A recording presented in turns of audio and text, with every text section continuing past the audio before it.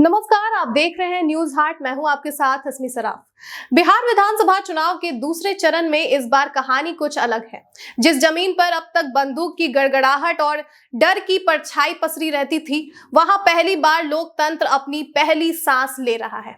जमुई, गया जी और रोहतास के उन जंगली और दुर्गम पहाड़ी इलाकों में अब मतदान केंद्र बनाए गए हैं, जहां दशकों से सिर्फ उम्मीद जाती थी, लोग नहीं। बिहार पुलिस मुख्यालय के मुताबिक जमुई विधानसभा के बरहट थाना क्षेत्र स्थित चोरमारा गांव में इस बार वोट का रंग नया होगा। 1011 SC/ST मतदाता जो अब तक मीलों पैदल चलकर दूसरे गांव में वोट देने जाते थे, पहली बार अपने ही घर के पास बने बूथ पर बटन दबा रहे हैं। यह वही चोरमारा है जो जमुई, मुंगेर और लखीसराय के नक्सली बेल्ट का सबसे सक्रिय केंद्र रहा है।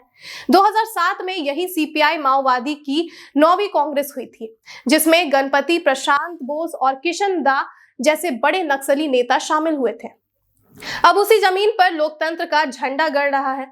आपको बता दें कि इन 1011 मतदाताओं में 488 पुरुष और 523 महिलाएं हैं। महिलाओं की संख्या ज्यादा होना खुद इस इलाके के बदलते माहौल की निशानी है। बिहार पुलिस के मुताबिक सिर्फ चोरमारा ही नहीं, गया जी जिले के इमामगंज विधानसभा क्षेत्र के पिछुलिया गांव और रोहतास के रेहल गांव में भी पहली बार मतदान प्रक्रिया शुरू की जा रही है। यहाँ के लोग अब डर नहीं, अधिकार की तरफ कदम बढ़ा रहे हैं।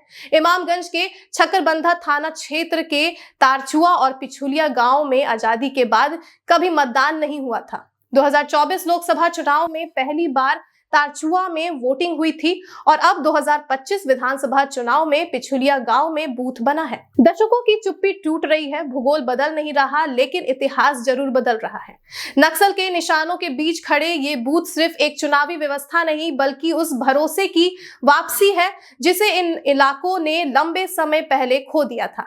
इस बार मतदाता अपने मूल स्थान पर जा रहे हैं, सिर उठाकर जा रहे हैं और वोट का बटन उनके लिए सिर्फ चुनाव नहीं, आजादी का दूसरा नाम बन गया है। बिहार चुनाव के दूसरे चरण में इस बार लोकतंत्र उस पथरीली पहाड़ियों तक पहुंच रहा है, जहां दशकों से सिर्फ डर और दूरी का राज था। जमुई, गया जी और रोहतास के दुर्गम नक्सल प्रभावित इलाकों में पहली बार में मतदान केंद्र बनाए गए और स्थानीय लोग वर्षों बाद अपने ही गांव में निर्भीक होकर वोट डालने पहुंच रहे हैं। तो फिलहाल के लिए बस इतना ही। आप देखते रहिए न्यूज हाट। धन्यवाद।